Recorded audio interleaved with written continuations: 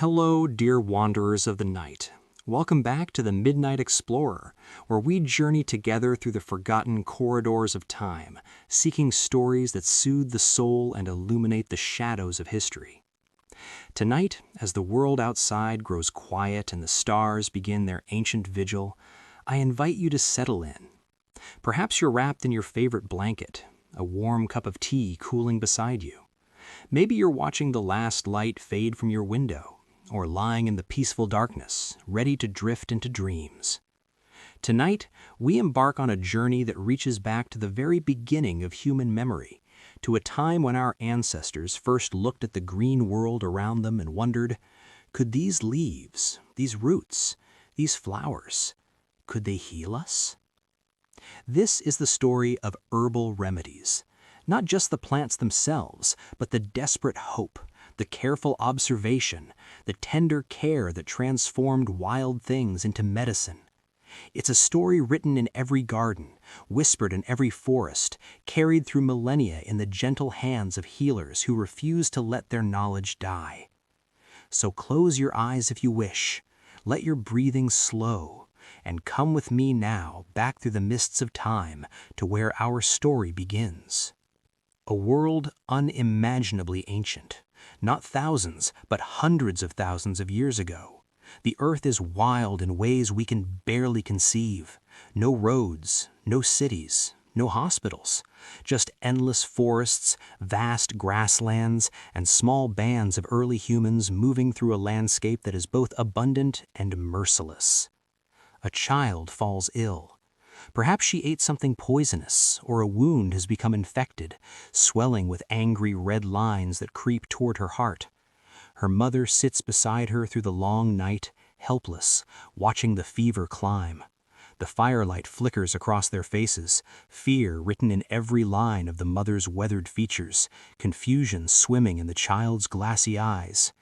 What can she do? In this moment, suspended between hope and despair, human medicine is born. Not in a laboratory, not in a university, but in this desperate, aching love between parent and child, between healer and sufferer, between humanity and the green world that surrounds them. The mother remembers. Weeks ago, when she had eaten too much of the old meat and her stomach had cramped and twisted, she had chewed on those bitter leaves. What do the elders call them? And the pain had eased. Could those same leaves help her daughter now?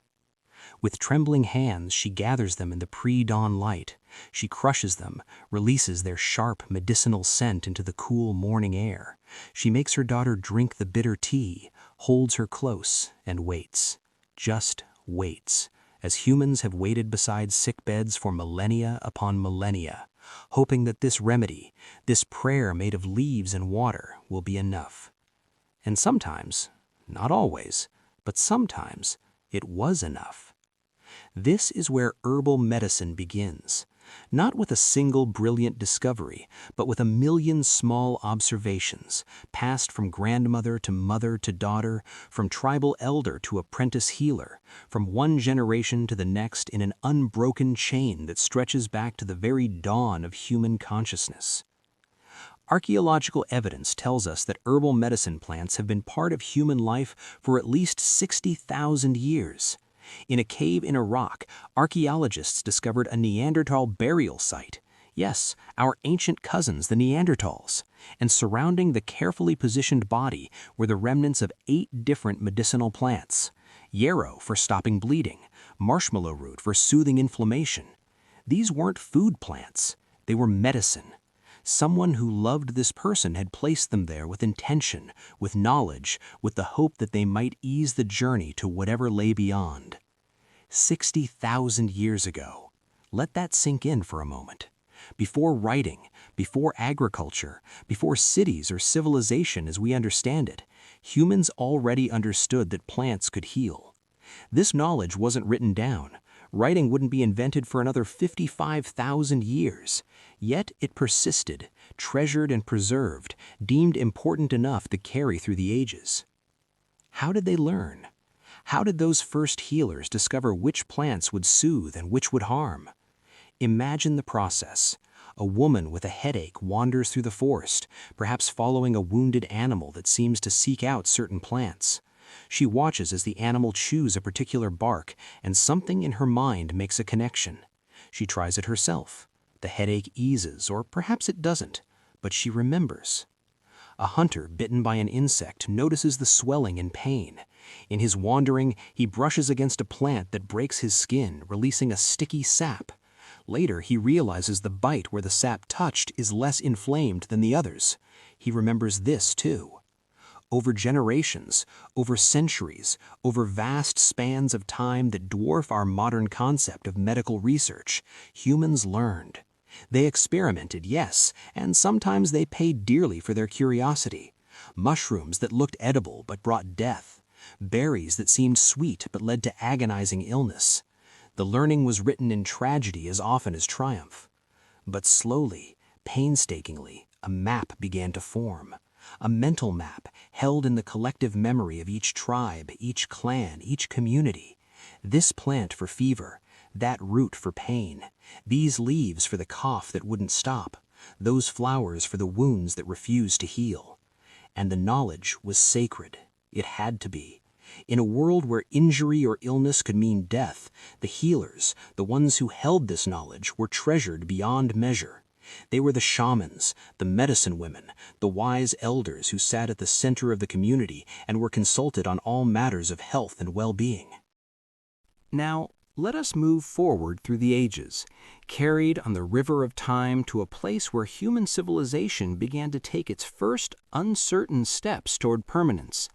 We find ourselves in ancient Mesopotamia, the land between two rivers, the Tigris and the Euphrates, around 3000 BCE. The air is hot and dry. The sun beats down on mud brick buildings that cluster along the riverbanks. In the distance, ziggurats rise like man-made mountains, their stepped sides climbing toward a sky so blue it seems almost unreal. This is the cradle of civilization, where humans first gathered in cities, first developed writing, first began to organize knowledge in ways that would survive beyond a single human lifetime. And among the very first things they chose to write down, pressed into soft clay tablets with careful reed styluses, was their knowledge of healing plants. The oldest known medical text in human history is a Sumerian tablet from approximately 2100 BCE. It's small, this tablet. It would fit in your palm, but its contents are precious beyond gold. Inscribed in neat cuneiform characters are prescriptions, remedies passed down through generations and now, for the first time, made permanent. If a person has an aching head, one prescription reads, let him take the seed of the carpenter plant, mix it with oil, and let him smear his head with it. It will become better. Simple words, but they represent a revolution. Knowledge that had been oral, held in memory, vulnerable to being lost when an elder died unexpectedly, was now captured in clay. It could be studied, shared, refined, and preserved. Close your eyes and imagine the scribe who pressed these words into the clay. Perhaps he was an older man, his fingers stained with ink from other manuscripts, his eyes tired from years of careful work. Or perhaps she was a young woman, newly trained in the sacred art. Now, let us move forward through the ages, carried on the river of time to a place where human civilization began to take its first uncertain steps toward permanence. We find ourselves in ancient Mesopotamia, the land between two rivers, the Tigris and the Euphrates, around 3000 BCE. The air is hot and dry. The sun beats down on mud brick buildings that cluster along the riverbanks. In the distance, ziggurats rise like man-made mountains, their stepped sides climbing toward a sky so blue it seems almost unreal. This is the cradle of civilization, where humans first gathered in cities, first developed writing, first began to organize knowledge in ways that would survive beyond a single human lifetime. And among the very first things they chose to write down, pressed into soft clay tablets with careful reed styluses, was their knowledge of healing plants. The oldest known medical text in human history is a Sumerian tablet from approximately 2100 BCE. It's small, this tablet. It would fit in your palm, but its contents are precious beyond gold. Inscribed in neat cuneiform characters are prescriptions, remedies passed down through generations and now, for the first time, made permanent. If a person has an aching head, one prescription reads, let him take the seed of the carpenter plant, mix it with oil, and let him smear his head with it. It will become better. Simple words, but they represent a revolution. Knowledge that had been oral, held in memory, vulnerable to being lost when an elder died unexpectedly, was now captured in clay. It could be studied, shared, refined, and preserved. Close your eyes and imagine the scribe who pressed these words into the clay. Perhaps he was an older man, his fingers stained with ink from other manuscripts, his eyes tired from years of careful work. Or perhaps she was a young woman, newly trained in the sacred art of writing, entrusted with preserving the remedies of her people. The scribe works in the cool of early morning, before the heat of the day makes the clay too dry to work. The reed stylus makes soft pressing sounds as it moves across the tablet's surface. With each mark, thousands of years of human observation and experimentation become fixed, tangible, real. The plants mentioned in these ancient tablets are remarkable not just for their antiquity, but for their specificity. The Sumerians didn't just say, use plants for healing. They were precise. Myrrh for wounds and infections, thyme for digestive ailments, mustard for respiratory issues. These weren't random guesses. Each prescription represented generations of careful observation, of trial and error, of noting what worked and what didn't. In the palace gardens and temple grounds of ancient Mesopotamian cities, we find the world's first documented medicinal gardens. Archaeologists have uncovered evidence of these carefully tended plots where priests and physicians grew their pharmacy beneath the brutal sun. Rows of aloe vera with its thick, water-filled leaves ready to soothe burns. Beds of garlic already understood to fight infection. Plots of poppy whose latex could ease even the most severe pain, though at a price the ancients also understood well. And the Babylonian king Marduk-apla-iddina II, who ruled around 700 BCE, maintained a royal garden that contained 64 different species of medicinal plants. 64. Each one labeled, studied, and used according to specific protocols that had been refined over centuries. This wasn't folk medicine in the dismissive sense we sometimes use today. This was systematic, organized, careful pharmaceutical practice. But these gardens represented more than just practical medicine. They were sacred spaces where the boundary between the physical and spiritual worlds grew thin. The Mesopotamians believed that illness had both physical and spiritual causes, and their remedies reflected this holistic understanding. A priest-physician treating a patient with a fever wouldn't merely administer willow bark tea, though they did use willow bark, recognizing its fever-reducing properties millennia before we isolated salicylic acid and created aspirin. No, the priest would also perform rituals, speak incantations, call upon the gods Ea and Marduk, the divine patrons of healing, to bless the remedy and drive out the demons of illness. Was this superstition? Perhaps, by our modern standards. But consider what they understood. Healing requires more than just biochemistry. The patient's mind, their hope, their faith in the treatment and the healer, these matter too. We call it the placebo effect now, measure it in double-blind studies. But the ancient Mesopotamians already knew that belief could heal, that the ritual of medicine was itself medicinal. And in the quiet of a sick room in ancient Babylon, as a physician mixed his herbs and spoke his prayers, as family members kept vigil by lamplight, as the patient drifted between sleep and waking, between fever and lucidity, in those moments, who can say where the medicine of plants ended and the medicine of faith began? Let us drift now, like smoke on the wind, south and west to the banks of another great river, The Nile, lifeline of ancient Egypt, flows through desert lands, bringing with it the rich black soil that will feed millions and nurture a civilization that will endure for 3,000 years. It is dawn along the Nile. The river reflects the pink and gold of the sunrise like a ribbon of silk. Along its banks, papyrus reeds sway gently in the morning breeze, and it is from these reeds that the Egyptians will create the papyrus scrolls that will preserve their knowledge for all time. In a temple complex in Thebes, a physician begins his morning rounds. He is dressed in clean white linen, his head shaved, his hands freshly washed. For the Egyptians understood cleanliness in medicine long before germ theory. He carries with him a wooden chest, beautifully painted, containing dozens of small ceramic jars and linen pouches, his pharmacy. The Egyptian physicians were the most renowned healers of the ancient world. Greek students would travel thousands of miles to study with them. Kings and queens of distant lands would summon Egyptian physicians to their courts, trusting them above their own healers. And at the heart of their practice was an extraordinarily sophisticated understanding of herbal medicine. We know this because they left us the Ebers Papyrus. Picture this ancient document.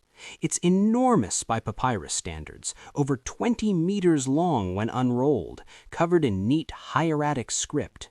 It was created around 1550 BCE, but it contains knowledge far older, remedies that the scribes themselves note came from texts of ancient times. This is a compilation, a medical encyclopedia representing perhaps 1,000 years or more of accumulated wisdom. And within its pages are over 700 magical formulas and remedies using more than 800 different drugs, most of them plant-based. Let me share with you some of what it contains, and as I do, let yourself imagine the gardens where these plants grew, the hands that harvested them, the patients who were healed by them. For skin conditions, the Egyptians used aloe vera, carefully splitting the thick leaves to extract the clear, cooling gel. They would mix it with myrrh and acacia gum to create an ointment for burns and wounds. Modern science has confirmed what they knew. Aloe vera promotes healing, reduces inflammation, and has antimicrobial properties. For digestive complaints, they prescribed castor oil. Yes, the same castor oil that was still being used as a laxative well into the 20th century. They understood its powerful purgative effects and used it carefully, mixing it with beer or wine to make it more palatable. For heart conditions, they used garlic. The workers who built the pyramids, those massive monuments to human ambition and engineering, were given regular rations of garlic to maintain their strength and health. The Ebers Papyrus contains numerous remedies featuring garlic for various cardiovascular and circulatory issues. Modern research has shown that garlic can help reduce blood pressure and cholesterol levels. The ancient Egyptians didn't know about cholesterol, but they knew that garlic kept their workers strong and healthy. For pain and inflammation, they had multiple options. Willow bark, which contains salicin, the precursor to aspirin. Opium from poppy plants, which they used cautiously, understanding both its power to relieve suffering and its danger. Frankincense and myrrh, those precious resins that were worth more than gold, which we now know have genuine anti-inflammatory properties. But perhaps most fascinating is how the Egyptian physicians thought about medicine. They didn't simply treat symptoms, they tried to understand the body as a whole system. The Ebers Papyrus describes the body as having channels, vessels that carried blood, air, and other vital substances. If these channels became blocked, illness resulted. Many of their herbal remedies were designed not just to treat a specific symptom, but to restore the body's balance and flow. In a quiet corner of the temple complex, away from the main healing rooms, an elderly physician sits with a young apprentice. They are in the temple garden, surrounded by the very plants they use in their practice. The old physician breaks off a leaf of feverfew and holds it up to catch the morning light. "This plant," he says softly, his voice carrying the weight of decades of experience, "is sacred to Isis, but it is also practical. When the head pounds with pain, when light becomes an enemy and sound torture, this plant brings relief. I have seen it work 1,000 times. But you must know how to prepare it properly, how much to use, when to harvest it. Too much, and it can cause mouth sores. Too little, and it does nothing. The plant holds its knowledge quietly, and we must approach it with respect." The young apprentice listens, nods, touches the plant gently. This scene has repeated itself countless times over the centuries. This is how knowledge was preserved, through this direct transmission from teacher to student, from experienced healer to eager learner. And yes, some was written down. We have those precious papyri, but so much was held in the hands, in the memory, in the careful observation of what worked and what didn't. The Egyptian medical tradition also understood something that modern medicine is only now beginning to fully appreciate: the importance of prevention. They didn't just treat illness, they tried to prevent it.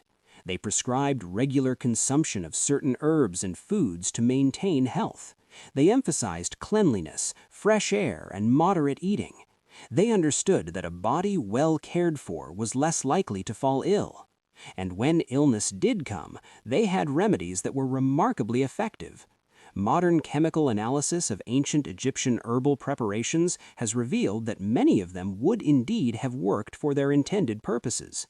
This wasn't superstition or placebo effect, though those played their parts. These were genuine medicines, effective treatments developed through centuries of careful observation and experimentation. Now let us turn our gaze eastward, across vast deserts and towering mountains, to ancient China, where a different but equally sophisticated tradition of herbal medicine was taking root. It is early morning in ancient China, during the Han Dynasty, around 2000 BCE. Mist clings to the valleys, and the first light of dawn touches the peaks of distant mountains. In a simple wooden house, an elderly herbalist prepares for the day. He moves slowly with the careful deliberation of great age as he begins to prepare his remedies. His hands, gnarled and spotted with age, move with practiced precision as he measures dried roots and leaves, grinding them in a stone mortar. The sound is rhythmic, meditative, the soft scraping of pestle against stone, older than memory. The morning air fills with complex fragrances: the sharp bite of ginger, the sweet earthiness of licorice root, the bitter tang of chrysanthemum flowers. Chinese herbal medicine is built on a foundation text known as the Huangdi Neijing, or the Yellow Emperor's Inner Canon. According to tradition, it was written around 2600 BCE, though historians believe the actual compilation occurred much later, around 300 BCE.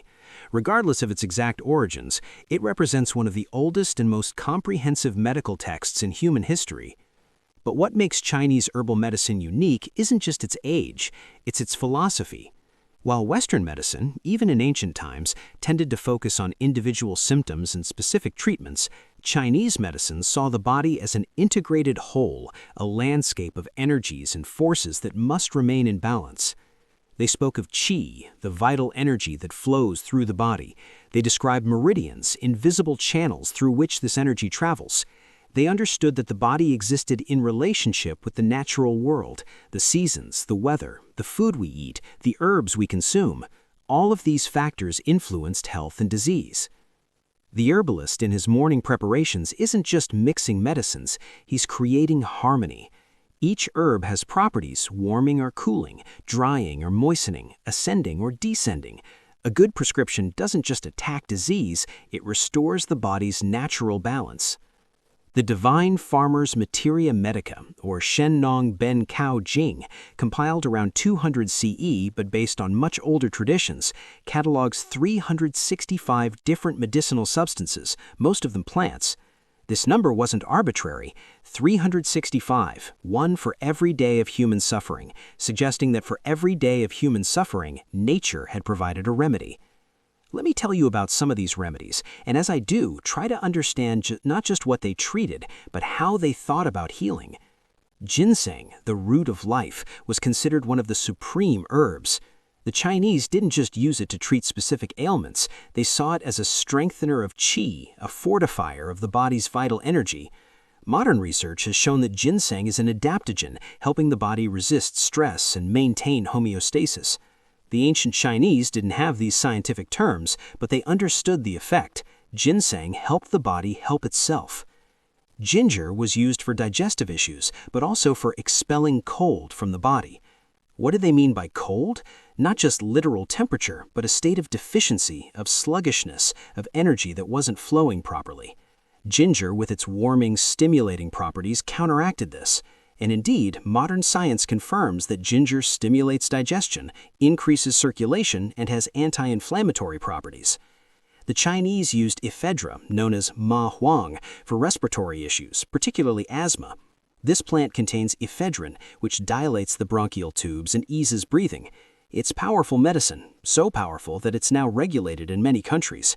The ancient Chinese understood its power and used it cautiously, always in combination with other herbs that would moderate its effects. They used chrysanthemum flowers for headaches and high blood pressure, recognizing what modern research has confirmed. Chrysanthemum has compounds that can lower blood pressure and reduce inflammation. But here's what's truly remarkable about the Chinese approach. They rarely used single herbs. Instead, they created formulas, carefully balanced combinations of herbs that work together synergistically. A typical formula might contain a chief herb that addressed the main problem, deputy herbs that supported the chief's action, assistant herbs that moderated side effects, and envoy herbs that guided the formula to the right part of the body. This wasn't random. Over centuries of practice, Chinese physicians had observed that certain combinations worked better than the individual herbs alone. They didn't know about biochemistry or pharmacokinetics, but they understood through direct observation that herbs could enhance each other's effects or mitigate each other's side effects.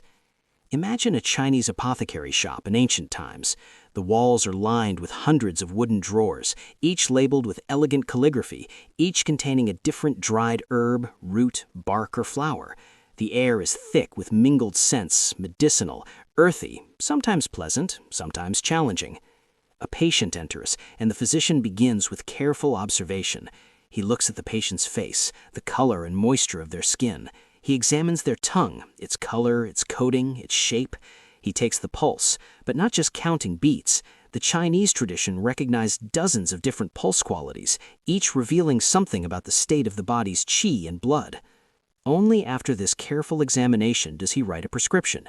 He moves through the shop, selecting herbs from different drawers, a handful of this, a few slices of that, several pieces of another. He wraps them in paper, presents them to the patient with instructions for preparation, usually boiled into a decoction, a strong tea that must be drunk while still warm. The patient takes the package home, and that evening the home fills with the strong, often bitter aroma of herbal medicine brewing. The patient drinks, grimaces perhaps at the taste, but trusts in the physician's wisdom, in the thousands of years of accumulated knowledge that went into this formula. And often, remarkably often, they got better. Let us now travel westward to the sun-drenched islands and rocky shores of ancient Greece, where philosophy and medicine began to intertwine, where observation and reason began to challenge the gods for answers about how the body works and how it heals. It is a warm afternoon in ancient Athens, around 400 BCE. In the sacred grove of Asclepios, the god of healing, a temple complex has been built where the sick come to be healed. But something new is happening here, something revolutionary.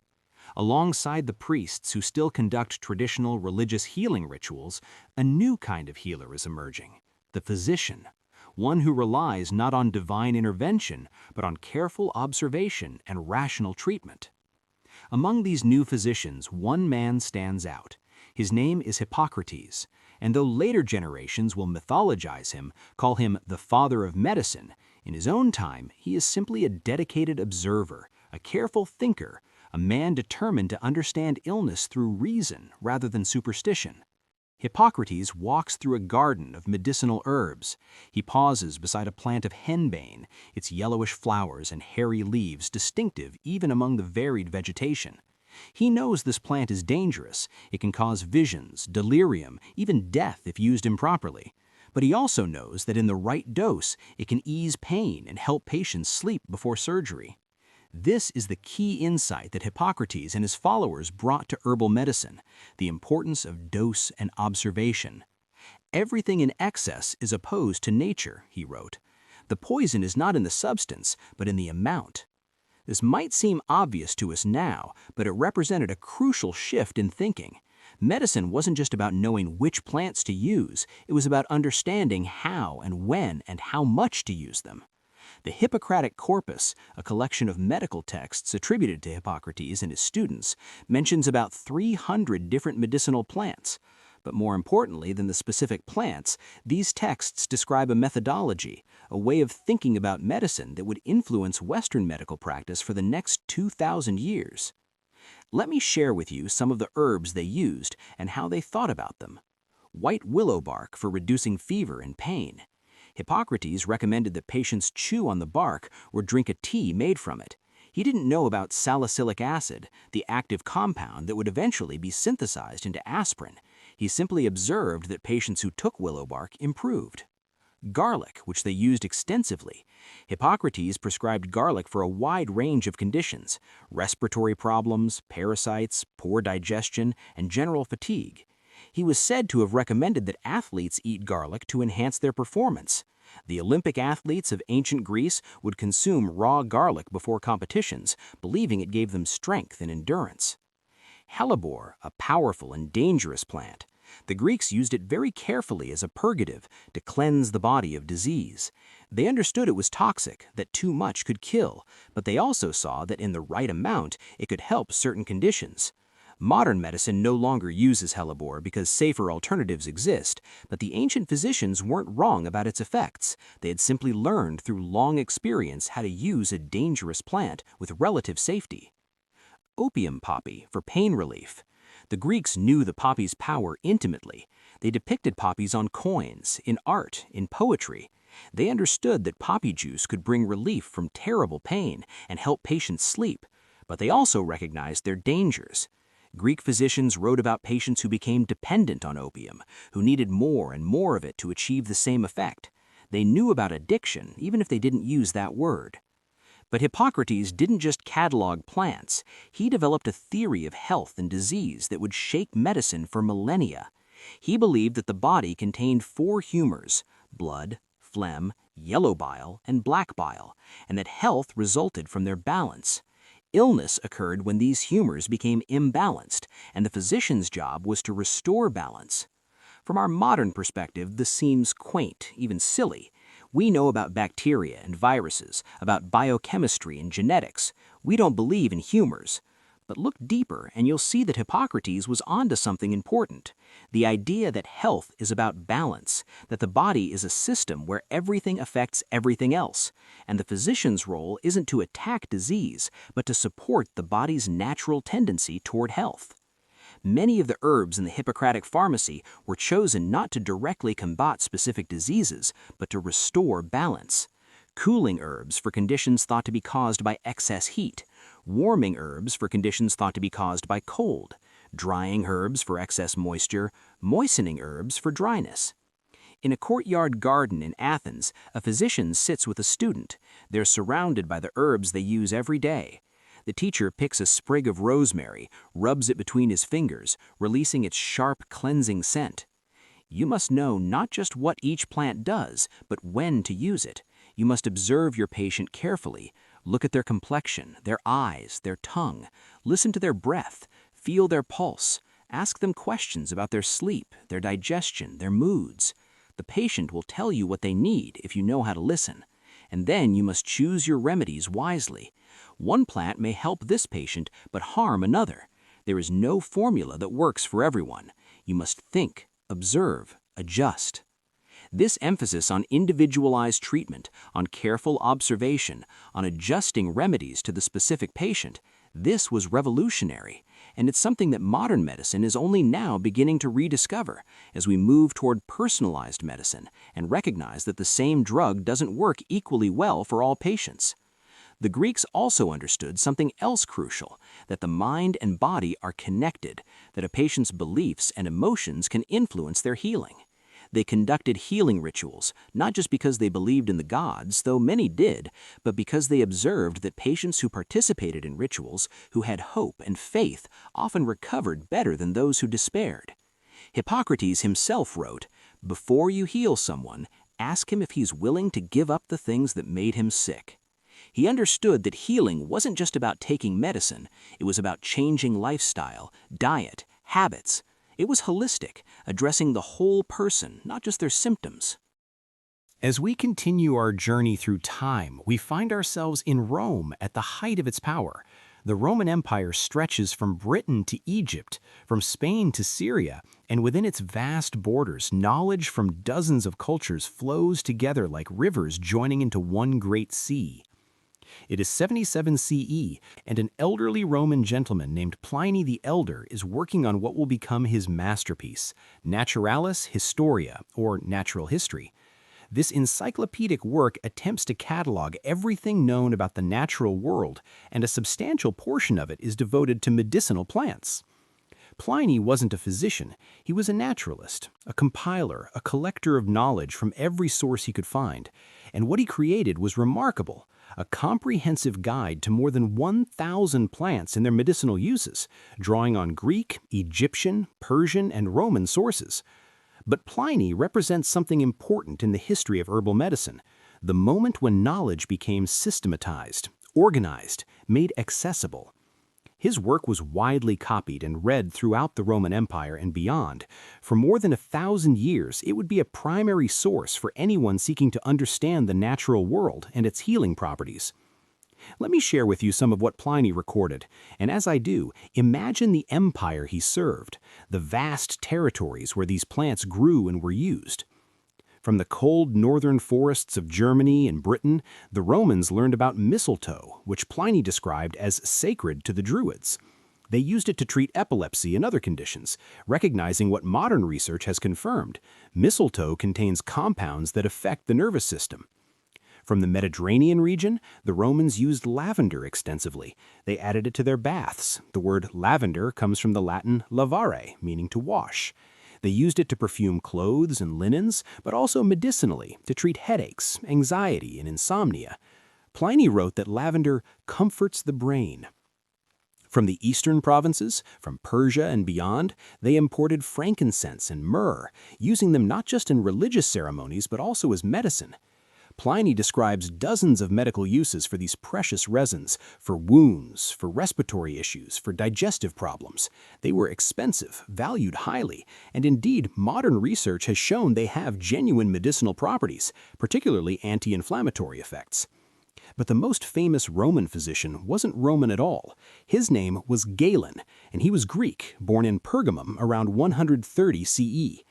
Galen would become the physician to several Roman emperors, but more importantly, he would write extensively about medicine, including herbal medicine, and his works would dominate medical thinking for the next 1,500 years. Galen built on Hippocratic theory, but expanded and refined it. He created elaborate systems for classifying herbs according to their qualities and effects. He wrote that each herb had a specific degree of heat or cold, of dryness or moisture, and that physicians needed to understand these qualities to prescribe effectively. For example, he classified garlic as hot and dry in the 4th degree, the highest degree, meaning it had powerful heating and drying effects. Therefore, it should be used for conditions characterized by cold and moisture, such as certain respiratory infections. But it shouldn't be given to patients with conditions characterized by heat and dryness, as it would make them worse. From our modern perspective, this might seem like an arbitrary system, but think about what Galen was trying to do. Create a rational framework for understanding how different herbs affect the body, so that physicians could prescribe logically rather than just relying on trial and error or tradition. Galen also did something revolutionary. He experimented. He tested different preparations of herbs to see which worked best. He compared different doses. He kept careful records of his patients' outcomes. He was, in his own way, conducting clinical research. One of his most famous contributions was the development of galenicals, preparations of herbs in precise formulas and strengths. Instead of just telling a patient to use this herb, Galen would specify exactly how much of the active plant material should be used, how it should be prepared, how often it should be taken. He was creating standardized medicines, trying to ensure that when a physician prescribed a remedy, it would work the same way every time. Picture Galen in his pharmacy, surrounded by jars and bottles, mortars and pestles, scales for precise measurement. He is not young. He's in his 60s now, with decades of experience behind him. But his hands are steady as he measures out herbs, as he mixes them with wine or oil or honey to create medicines. A young apprentice watches, trying to memorize everything. "Why do you add honey to this preparation, master?" Galen looks up, patient in his teaching as always. "For several reasons. First, honey is a preservative. It will keep the herbs from spoiling. Second, it makes the medicine more pleasant to take, and a medicine that patients will actually use is better than one they refuse. Third, honey itself has healing properties. It soothes the throat, heals wounds, and has mild antibacterial effects. Every ingredient serves multiple purposes. Nothing is wasted. Nothing is arbitrary." This attention to detail, this insistence on precision and rationality would characterize Roman medicine at its best. The Romans were engineers, builders, organizers. They brought this same systematic approach to herbal medicine, creating the first true pharmaceutical industry with standardized preparations and extensive trade networks that brought medicinal plants from across the empire. Roman military camps always included a hospital and a pharmacy. The army physicians used a wide range of herbal remedies to treat everything from minor wounds to serious infections, from battle trauma to common illnesses. They kept detailed records, some of which have survived, that tell us exactly which herbs they used and for what conditions. And as Roman soldiers marched across Europe, they brought these herbs with them. Many of the medicinal plants now common in Northern Europe were originally introduced by the Romans. Comfrey, used for healing wounds and broken bones. Fennel, for digestive issues.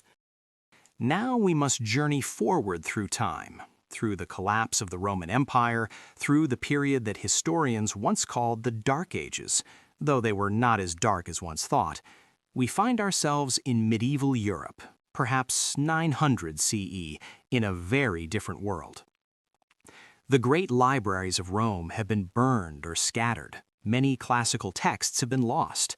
The organized medical system of the Roman Empire has collapsed. But knowledge doesn't disappear entirely. Like a river that goes underground, it continues to flow, hidden but not gone. And where does it flow? To the monasteries. Picture a monastery somewhere in the German countryside. Stone walls surround it, keeping out the chaos of a world that has forgotten much of what Rome once knew.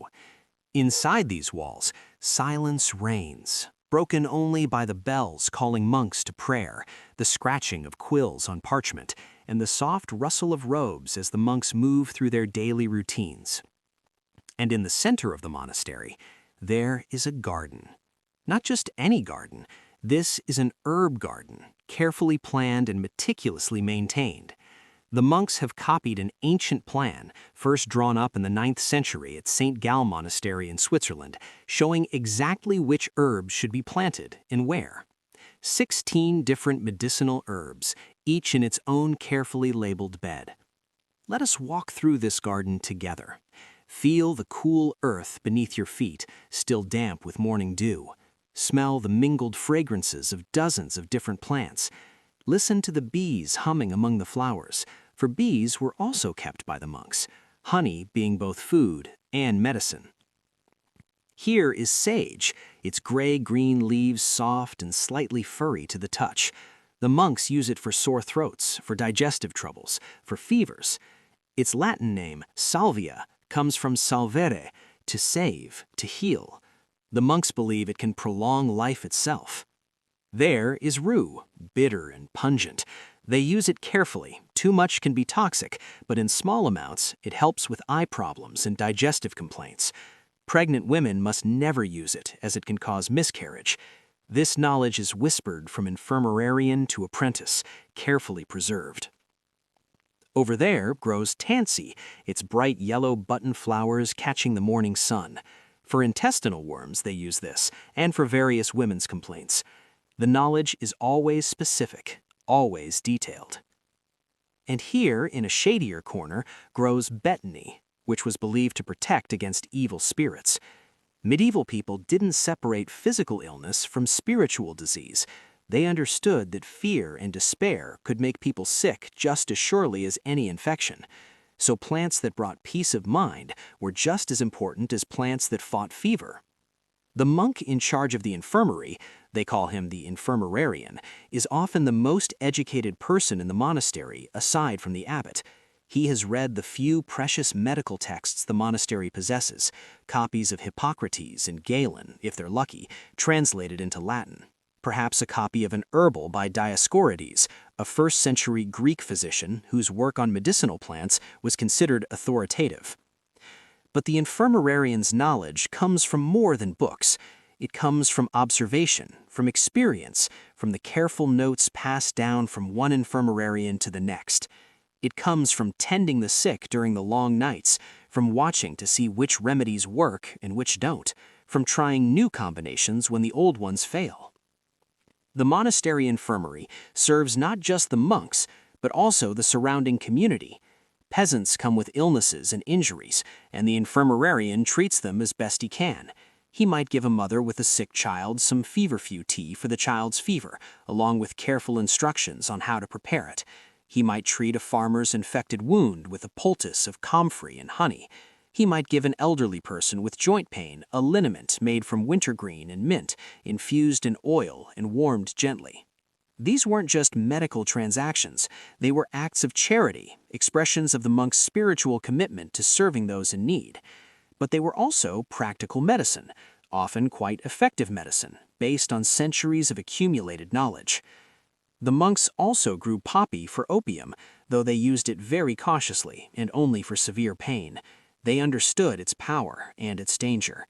They grew cannabis too, using it for pain and inflammation, and recorded their observations carefully in their medical manuscripts. One of the most important figures in medieval herbal medicine was Hildegard of Bingen, a German Benedictine abbess who lived from 109 AD to 1179 AD. Hildegard was remarkable by any standard, a composer, writer, philosopher, visionary, and healer. She wrote extensively about medicinal plants, based both on traditional knowledge and on her own careful observations. Hildegard didn't just follow ancient authorities. She experimented, she observed, she thought deeply about how plants worked and why some were effective for certain conditions. Her writings on herbal medicine fill several volumes and describe hundreds of plants. Imagine Hildegard in her abbey's garden, an elderly woman now, her face lined with age but her eyes still sharp and curious. A younger nun accompanies her, taking notes on a wax tablet as she speaks. Fennel, Hildegard says, pausing beside the tall, feathery plant, is warming and pleasant.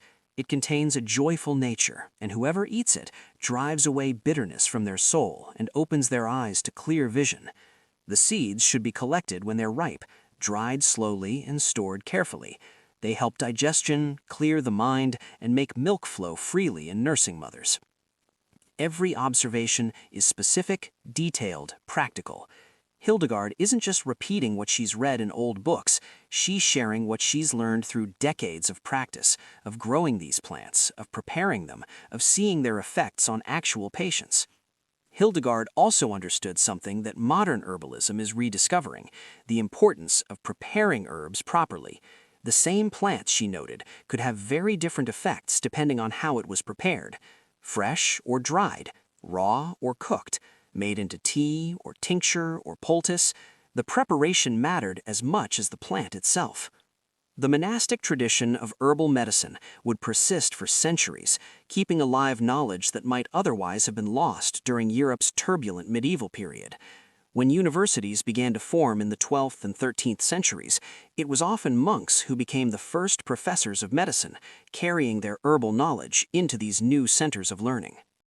While Europe struggled through its medieval period, Another civilization was experiencing a golden age of learning and scientific advancement. Let us travel now to Baghdad in the year 900 CE, to the heart of the Islamic world, where knowledge from across the ancient world was being collected, translated, preserved, and expanded upon. The air is warm and dry. The city bustles with activity. Merchants from India and China, scholars from Persia and Egypt, all drawn to this great center of learning. And at the heart of this intellectual flowering, we find physicians and scholars studying herbal medicine with unprecedented rigor and sophistication. The Islamic world had inherited Greek and Roman medical texts, but they didn't just preserve them, they improved upon them.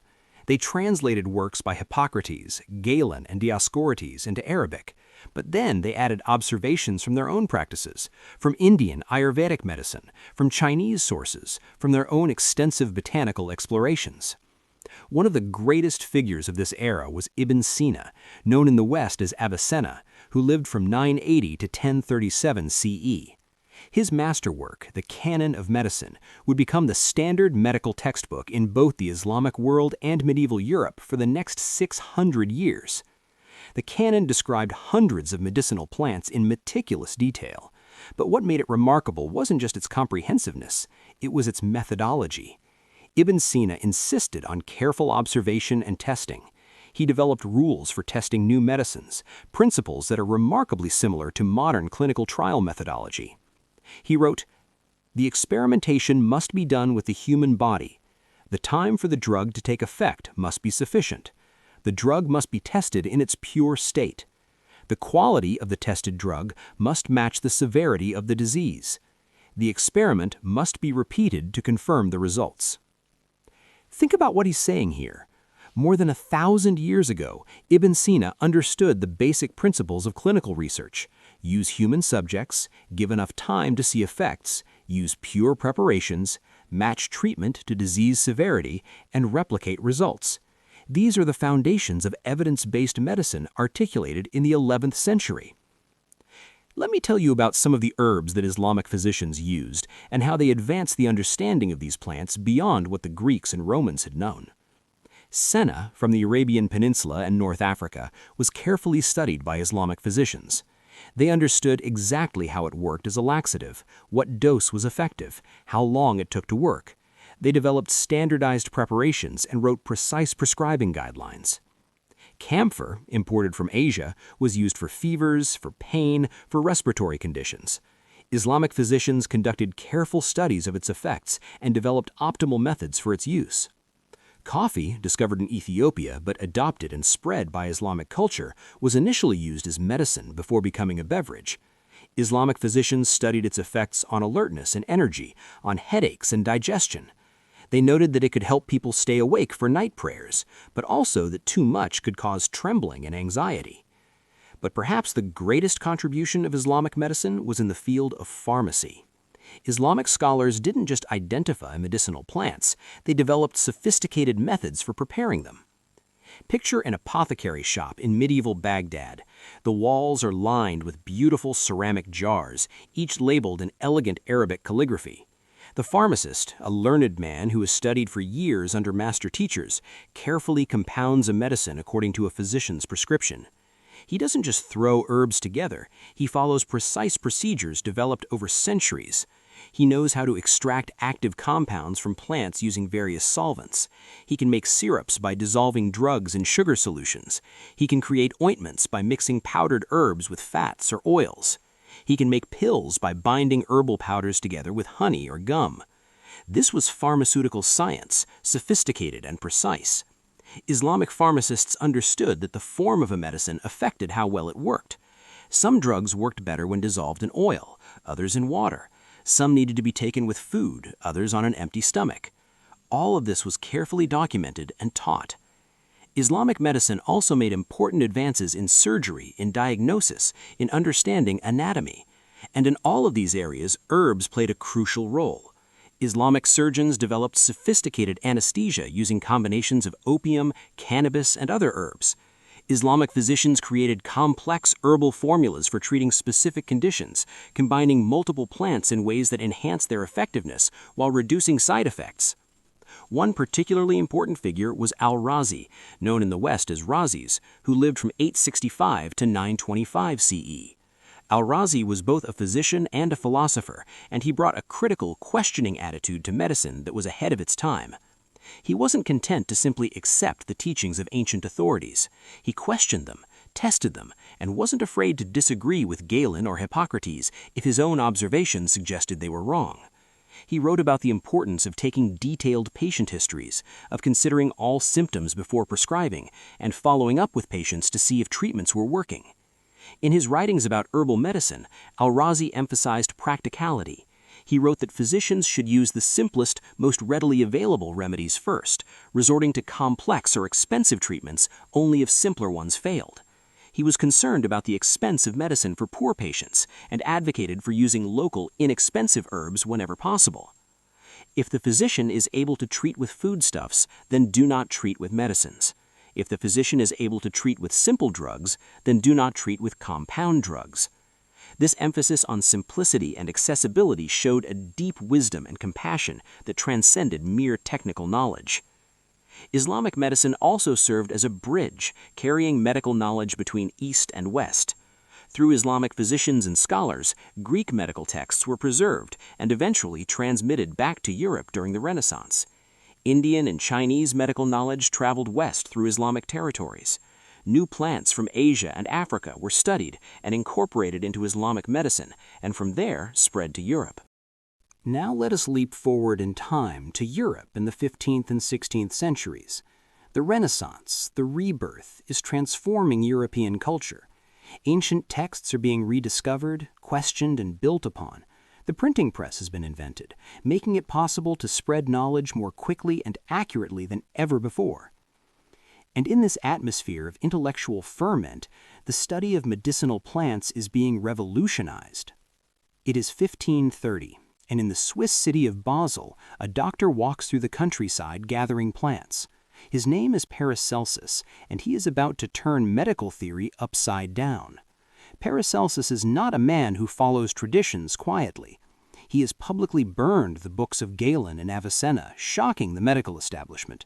He insists on lecturing in German rather than Latin, making knowledge accessible to common people. And his ideas about herbal medicine are radical. All things are poison, Paracelsus declares, and nothing is without poison. Only the dose makes the thing not a poison. This is revolutionary. Instead of thinking of plants as simply good or bad, as healing or harmful, Paracelsus argues that any substance can be medicine or poison depending on how much you use. The ancient physicians knew this, of course, but Paracelsus makes it central to his philosophy of medicine. He also has a theory he calls the doctrine of signatures. The idea is that plants bear signs, signatures, that indicate what they can heal. A plant with heart-shaped leaves might be good for heart conditions. A plant with yellow sap might be good for jaundice. A plant that grows in damp places might be good for treating diseases associated with dampness. From our modern perspective, this seems like magical thinking. And indeed, the doctrine of signatures doesn't hold up to scientific scrutiny. But here's the interesting thing. Sometimes it worked. Not because plants really bore signs of their uses, but because careful observation over centuries had noticed that certain plants with distinctive features did have specific effects, and the signature was a memory aid, a way to remember which plant did what. But the real revolution in Renaissance herbal medicine wasn't in theory, it was in observation and documentation. For the first time, physicians and naturalists were creating detailed, accurate illustrations of plants, printed in books that could be widely distributed. One of the most important of these books was The Herbal by John Gerard, published in London in 1597. Gerard describes nearly 2,000 different plants, many of them medicinal, with detailed descriptions and woodcut illustrations. Picture Gerard in his garden in London, carefully cultivating plants from around the world. He grows English natives like foxglove and lungwort, alongside exotic imports like tobacco from the Americas. Each plant is labeled, studied, drawn. Gerard writes down everything he observes: when the plant flowers, what conditions it prefers, what it's used for medicinally. This might seem simple to us now, but it represented a crucial shift. Instead of relying solely on ancient authorities, Renaissance herbalists were going back to direct observation. They were looking at plants with their own eyes, growing them with their own hands, testing their effects, and recording the results. The discovery of the Americas added hundreds of new medicinal plants to European knowledge. Explorers and colonizers brought back plants that Native Americans had used for centuries. Cinchona bark from Peru, which contained quinine and could treat malaria. Coca from South America, which would eventually give us cocaine and then local anesthetics. Tobacco, initially used medicinally for everything from headaches to snake bites, though its medicinal uses were greatly exaggerated. But this exchange went both ways. European plants were brought to the Americas, sometimes intentionally as colonizers brought their medicinal herbs with them, sometimes accidentally as seeds traveled in cargo holds and took root in new soil. African plants came too, brought by enslaved people who carefully preserved the seeds of herbs that held both medical and spiritual significance. The 16th century also saw the emergence of university-trained physicians who specialized in botany. These were men like Leonhard Fuchs in Germany, after whom the fuchsia flower is named, who tried to bring scientific rigor to the study of plants. They classified plants systematically, described them carefully, and distinguished between different species that earlier herbalists had confused. In university botanical gardens, the first were established in Padua and Pisa in the 1540s, students could study living plants rather than just dried specimens or illustrations. They could see how plants grew, observe their seasonal changes, and learn to identify them accurately. But while academic physicians were systematizing herbal knowledge in universities, a parallel tradition continued among common people. Village wise women, midwives, and folk healers continued to gather and use medicinal herbs much as their ancestors had done for centuries. They often had deep practical knowledge of local plants, passed down through oral tradition. There was sometimes tension between these two worlds, the university-trained physician with his books and theories, and the folk healer with her practical experience. The physicians sometimes dismissed the folk healers as ignorant. The folk healers sometimes resented the physicians as arrogant men who didn't really understand healing. But the truth is, both had valuable knowledge. The physicians had access to texts and learning that gave them a broader perspective. The folk healers had deep practical experience that no amount of book learning could replace. The best medicine happened when these two traditions could speak to each other, when theoretical knowledge and practical experience could combine. As we move into the 17th and 18th centuries, herbal medicine becomes entangled with empire, colonization, and the dark history of exploitation that characterized this era. European powers are establishing colonies around the world, and wherever they go, they encounter new medicinal plants. But they also encounter indigenous peoples who have sophisticated knowledge of these plants, knowledge developed over thousands of years of careful observation and experimentation. Let me take you to the Amazon rainforest in 1700. A Jesuit missionary has fallen ill with a fever, the terrible recurring fever that Europeans call ague and we now know as malaria. He is delirious, burning with heat one moment, shivering with cold the next. His companions fear he will die. An indigenous healer approaches with a decoction made from the bark of a local tree. The Quechua people call it fever tree bark. The healer has prepared it carefully, boiling the bitter bark in water until it creates a dark brown liquid. She gives it to the sick priest, and remarkably, within days, his fever breaks. He recovers. This bark, cinchona, contains quinine, one of the most important drugs in human history. It would make it possible for Europeans to survive in tropical regions, changing the course of history. For better and worse. Mostly worse for the indigenous peoples who were colonized.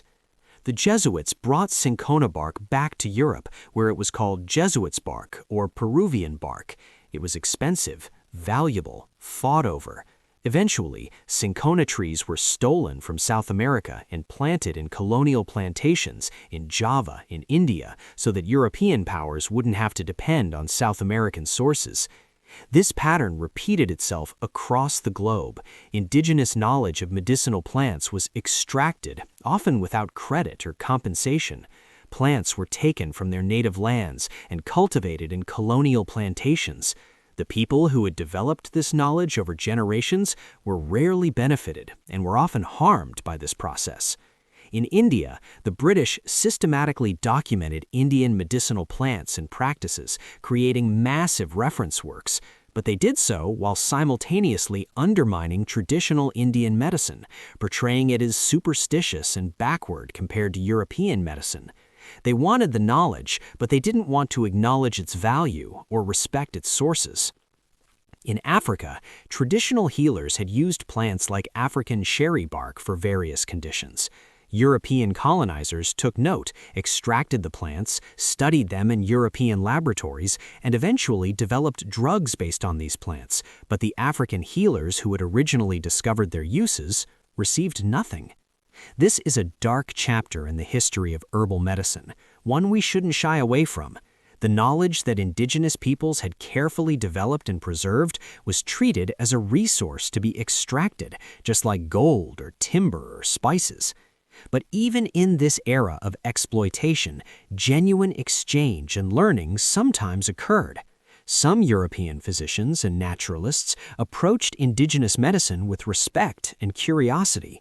They learned from native healers, documented their practices carefully, and acknowledged their expertise.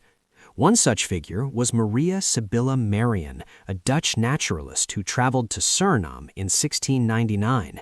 Merian not only documented the insects and plants of the region with exquisite illustrations, but she also carefully recorded the medicinal uses that indigenous and enslaved African people made of local plants. She learned from them, acknowledged them as her teachers, and preserved their knowledge in her writings. In North America, European colonists learned from Native American herbalists. The Shakers, a religious community in America, became famous for their herb gardens and their preparations of medicinal herbs, but much of their knowledge came from Native American sources, though this wasn't always acknowledged. Native Americans taught colonists about echinacea for immune support, golden seal for infections, black cohosh for women's health issues, and dozens of other plants. Some of this knowledge was documented and preserved, some was stolen and exploited. Much was simply lost, as Native American communities were decimated by disease and displacement. By the 18th century, European and American herbalists had access to medicinal plants from around the world. A physician or apothecary in London or Boston might stock Chinese herbs, African plants, South American barks, Indian spices, and European natives. This was unprecedented in human history. Never before had such diverse botanical knowledge been concentrated in one place. But there was a problem. As the variety and complexity of available medicinal plants increased, it became harder to standardize treatments. Different samples of the same plant might have very different strengths, depending on where they were grown, when they were harvested, how they were stored. A remedy that worked wonderfully with one batch of herbs might be ineffective or even dangerous with another batch. This variability would eventually lead physicians to seek more standardized, purified preparations. Instead of using the whole plant, they began to try to isolate specific active compounds that could be measured, standardized, and given in consistent doses. This shift towards isolated compounds would ultimately lead to modern pharmaceutical medicine. But in the 18th century, it was still in the future. Most medicine was still herbal medicine, and most physicians still relied primarily on plant-based remedies. We now find ourselves in the early 19th century, at a moment of profound transformation in medicine. The scientific revolution is in full swing. Chemistry is emerging as a rigorous discipline, and physicians are beginning to ask a new question. Instead of using the whole plant, can we extract and purify the specific substance that causes the plant's medicinal effects? It is 1804 in Germany. A young pharmacist named Friedrich Serturner is working with opium, the dried latex of the poppy plant. Opium has been used for millennia to relieve pain, but it's unpredictable. One batch might be much stronger than another, making proper dosing difficult and dangerous. Serturner suspects that opium contains a specific substance responsible for its effects. He performs a series of careful chemical extractions, and finally, he succeeds in isolating pure crystals of what he calls morphium, after Morpheus, the Greek god of dreams. This is morphine, the first pure drug ever extracted from a plant. Sir Turner doesn't fully realize it, but he has just changed medicine forever. He has shown that plants contain specific chemical compounds that can be isolated, purified, standardized, and used as medicines. Over the next few decades, chemists raced to isolate active compounds from medicinal plants. In 1820, quinine is purified from cinchona bark. In 1832, codeine is extracted from opium. In 1860, cocaine is isolated from coca leaves. Each of these discoveries represents both a triumph of chemical science, but also the beginning of the end for traditional herbal medicine in mainstream Western medicine. Because once you have pure morphine, why use crude opium? Once you have pure quinine, why bother with bitter cinchona bark tea? Pure compounds are more consistent, more predictable, easier to dose accurately. They are, from a scientific standpoint, better. But something is also lost. The whole plant often contains dozens or even hundreds of different chemical compounds, some of which might modify the effects of the main active ingredient. They might reduce side effects, enhance beneficial effects, or contribute therapeutic value of their own. When you use only the isolated compound, you lose these potential benefits. This is still debated today. Some scientists argue that whole plant preparations can be superior to isolated compounds. Others insist that purified drugs are more effective and safer. The truth is probably somewhere in between, depending on the specific plant and condition. But in the 19th century, as pure drugs became available, herbal medicine began to decline in prestige. University-trained physicians increasingly relied on purified compounds. Herbal medicine became associated with folk healers, midwives, and others outside the medical establishment. There was also a social dimension to this shift. In many places, the people who practiced herbal medicine were often women, poor people, rural people, groups with less social power. As medicine became more institutional and scientific, it also became more male-dominated and urban. Herbal knowledge that had been passed down through generations of women healers was dismissed as old wives' tales. This is not to say that all traditional herbal knowledge was accurate or effective. Some of it wasn't, but some of it was based on centuries of careful observation and contained genuine wisdom. The problem was that it was often dismissed wholesale rather than being carefully evaluated to separate what worked from what didn't. In 1860s Germany, the homeopathic Samuel Hahnemann developed a system of medicine based on using extremely diluted substances, often derived from plants.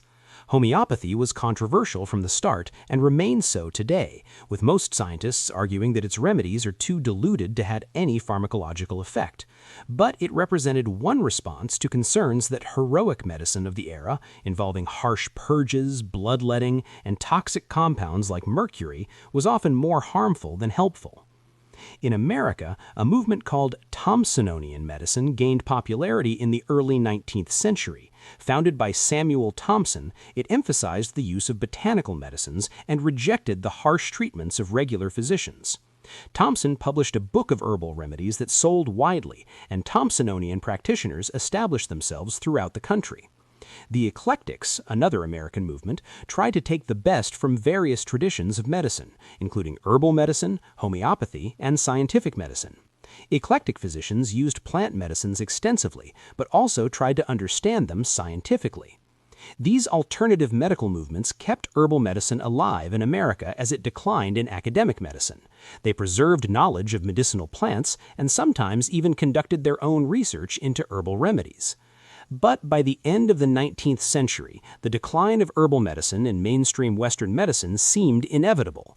Medical schools stopped teaching about medicinal plants. Physicians learned about purified drugs instead. The knowledge of how to identify, harvest, prepare, and use herbal healers was being lost. Or so it seemed.